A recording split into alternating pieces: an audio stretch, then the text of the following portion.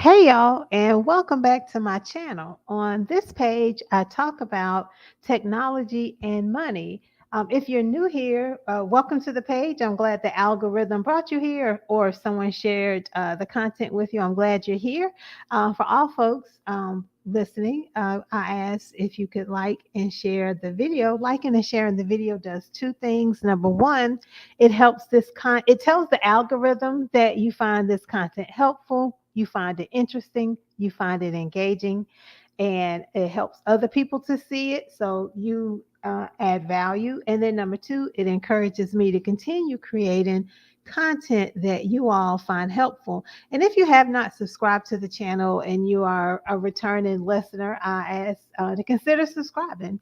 I'm glad you're here, and I welcome all subscriptions. And I also want to take a moment to thank everyone for those who have donated to the channel. I do appreciate it. It does help keep things going around here, and also sharing it with your friends, the people you know, or the technology or the nursing content I share, sharing it with your nursing friends and students and coworkers and things. So today, well, first of all, today, I hope you're having a good week. You had a good week, or you're having a good day so far, and that you've taken time to do something nice for yourself, whatever that may be. You just had a moment to yourself to breathe and relax. But the last week, 2 weeks, well, really the last 2 years, but I'm focusing on the last, I want to say like 2 weeks. It has been heavy financially. Okay. It has been very heavy financially, at least with the news, and we see what's happening.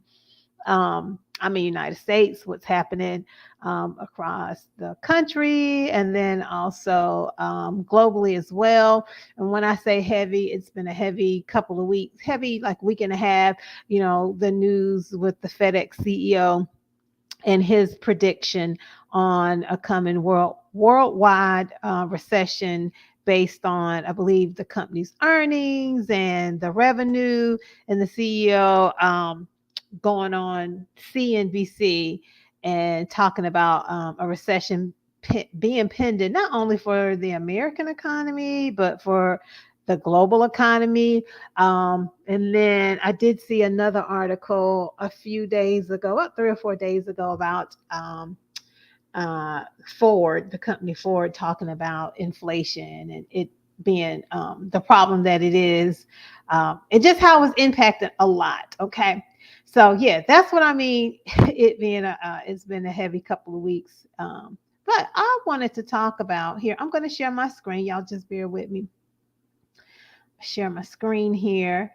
If you did not know, there's two things I want to share today. I won't be before you very long. If you did not know, you should see that here. Let me make this like that. Is that better? Okay.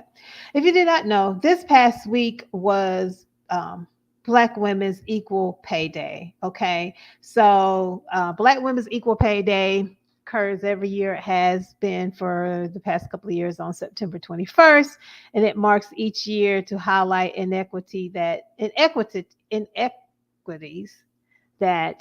women face in comparison to other demographics. Now, I've talked about on this channel before, women's, not just Black women's pay, but women's pay in general in comparison to other demographics. And I'll continue to talk about it respectfully, as I come across as I come across articles and things that I feel like is worth sharing. But so this article that I'm going to share about Black women's equal pay day this year comes from Biz Journal.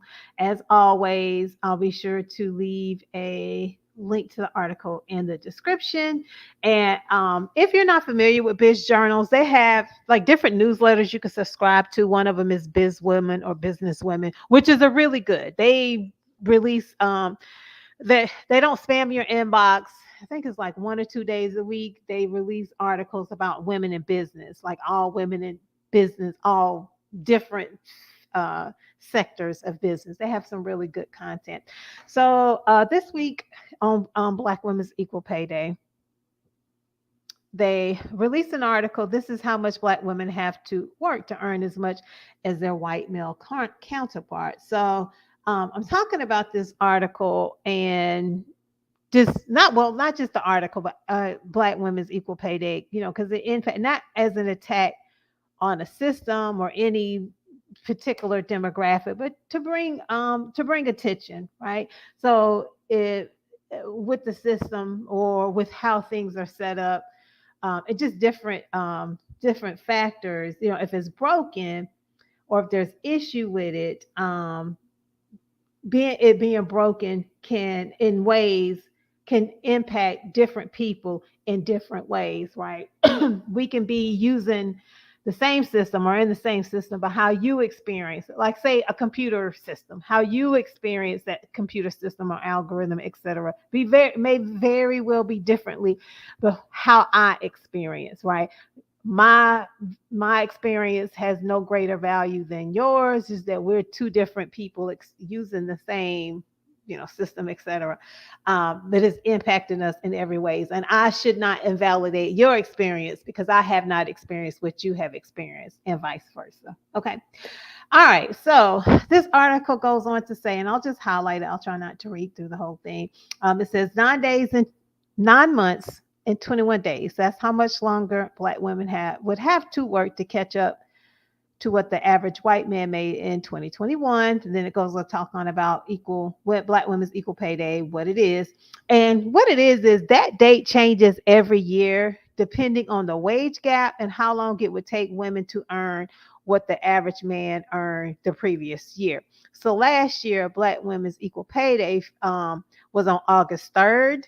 So this year, Black women's equal pay day was on September 21st. So that means the gap between what the men earn and what the women earn has increased. Okay.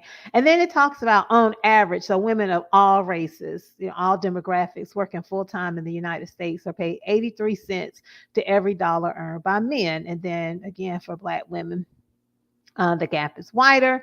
So then it goes on to say in 2020, Black women made 63 cents for every dollar paid to white non-Hispanic men. In 2021, the wages dropped to 58 cents compared to the dollar for their male counterparts. And that's based on data from the United States Census Bureau. Because I know when I look at, if you're like me, when I look at like survey results or research or just data, I'm always curious, like what's the methodology? Because you can take data and depending on how you chop and screw it, slice it and dice it, you can tell a different story, right? And give different impacts, uh, um, different tone, different stories based on how the data is. The story from the data is told and then how it's also visualized. Okay. So that data about the 63 cents to every man's dollar or the every 58 cents to every man's dollar, that's based on data from the Census Bureau. And then goes on to say, according to the National Women's Law Center, the wage gap would typically cost a Black woman more than $900,000 over a lifetime of work, which only contributes to the wealth gap. So there's this graphic that the National Women's Law Center shared on Black Women's Equal Pay Day. And it, well, like I was saying earlier about, how you use the data to tell a story, how you visualize it. So here's the way to visualize those statistics that I just talked about. So the wage gap costs Black women $1,891 a month. That's a lot of money.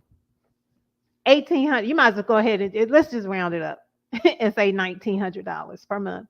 But if we want to be precise, $1,891, $22,692 per year, and a loss of over $900,000 over $900,000 over a 40-year career. That is a lot of money. Let's not act like we're talking like insignificant amounts of dollars and cents. Let's go back to this article here from Biz Women.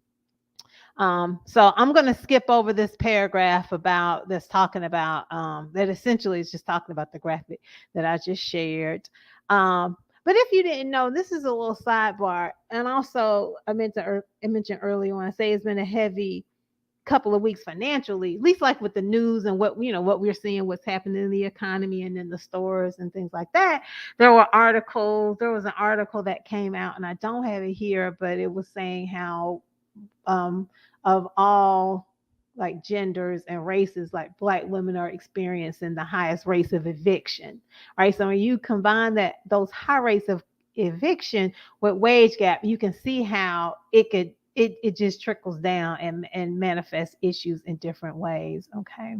So this article goes on to talk about how, of course, the virus made things work. Black women dropped out of the workforce at higher rates than other ethnic groups. And then it goes on to talk about systemic inequities that can make it difficult for Black women to earn as much money. Let's see. Let me see. There was one other. If there's anything else in this article I wanted to share. I did not. Okay. Let me just do a quick time check because I did say I was going to not be before you very long. Okay, cool. We're 10 minutes in. So, this other article I wanted to share not just around Black women's equal pay, right? But around women's pay in general and just financial health of women. So this is another article from Biz Women talking about the women's financial health at a 5-year low. And it's based on some data from a survey that a female-owned investment firm named Elevest did, that find that money is women's number one source of stress. And just because you make more money doesn't necessarily mean you don't have that anxiety. Um, and then the survey, data from the survey saying, it doesn't matter how much the women make. 75% of women making more than $250,000 a year report that they do not feel in control of their money. So this is from the company's financial wellness survey. If you're interested, I'll be sure to leave a link to it in the description as well. And then it goes on to talk about other findings in the survey, including, again, women's financial health is at a 5-year low due to inflation, low consumer confidence, Roe v. Wade being overturned. But I found it interesting that the one result of the survey said that women are 3 times more likely to prioritize financial wellness in 2022. That's interesting. I found that interesting. And also, of course, that women are worried about climate change and how 62% of respondents cited climate change as one of their top financial concerns, followed by retirement planning, credit card debt, the stock market, and childcare costs, which are very, very high. So that's it. So just some key takeaways. Knowing that we know, like my mom used to say, acknowledging you have a problem or acknowledging that there is a problem, you're almost halfway to getting to a solution to root, right? You cannot not acknowledge when there are issues, right? So some actions based on what we know, and this is based on facts, not feelings, right? Because we talk about using like the black and the white or just the facts. Okay. So based on facts, not feelings. So some actions I would recommend.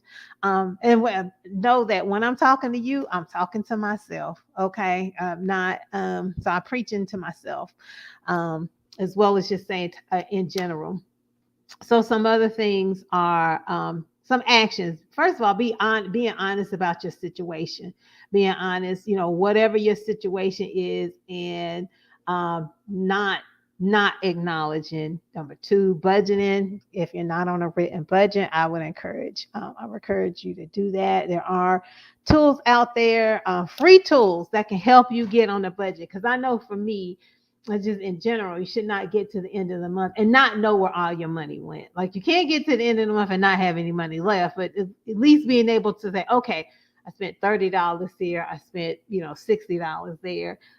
Research and pay for positions. And along with that, using tools like salary.com or other websites to see if what is being offered for a new role is competitive, right? And just knowing your market value, finding ways to earn more, whether that's a new position at a new company or a part-time role. And sometimes going to a new job is not necessarily when you weigh out all the pros and cons of leaving a current position versus going to a new one, what you may be leaving on the table or gaining at the new role. Sometimes it's not worth it. Sometimes it is. Negotiating.